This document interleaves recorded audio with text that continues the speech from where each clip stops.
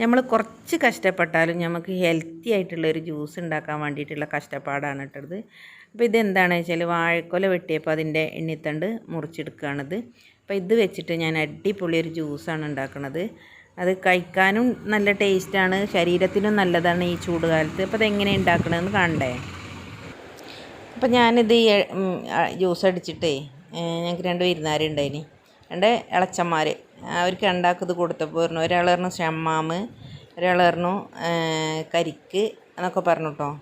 പിന്നെ ഞാൻ പറഞ്ഞു ഇത് എണ്ണിത്തണ്ടാണ് എന്ന് പറഞ്ഞു. ഞങ്ങളുടെ നാട്ടിൽ ഇതിന് എണ്ണിത്തണ്ട് എന്നാണ് പറയുക കേട്ടോ.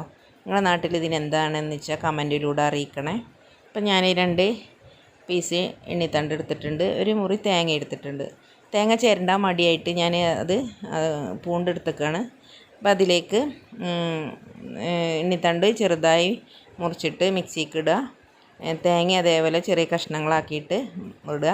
ഒരു 3 ഏലക്കായൻ്റെ പീസ് ഇട്ടിന്, ഒരു 4-5 സ്പൂണ് പഞ്ചസാര ഇട്ടിരിക്കണം. ഇനി വെള്ളം വാർന്നിട്ട് നന്നായിട്ട് അടിച്ചെടുക്കുക. അപ്പോൾ അതൊക്കെ കൂടി നന്നായിട്ട് ഇവിടെ അടിച്ചെടുത്തിരിക്കുന്നത് നമുക്കൊരു പാത്രത്തിലേക്കൊന്ന് അരിച്ചെടുക്കാം.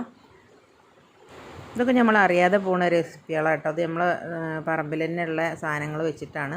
അപ്പോൾ ഞാനത് നന്നായിട്ട് അരിച്ചെടുത്തിരിക്കുന്നത്. ഇനി ഇതൊരു ഗ്ലാസ്സിൽ പറഞ്ഞാൽ കുടിച്ചാലുണ്ടല്ലോ ദാഹം മാറും. ഇത് ശരീരത്തിനും നല്ലതാണ്. ഈ ഒരു ചൂടുകാലത്ത് മൂത്രച്ചൂടൊക്കെ ഉണ്ടാവുന്നവർക്ക് നല്ലൊരു പാനീയമാണ്. അപ്പോൾ എല്ലാവരും ഒന്ന് ഉണ്ടാക്കി നോക്കുക.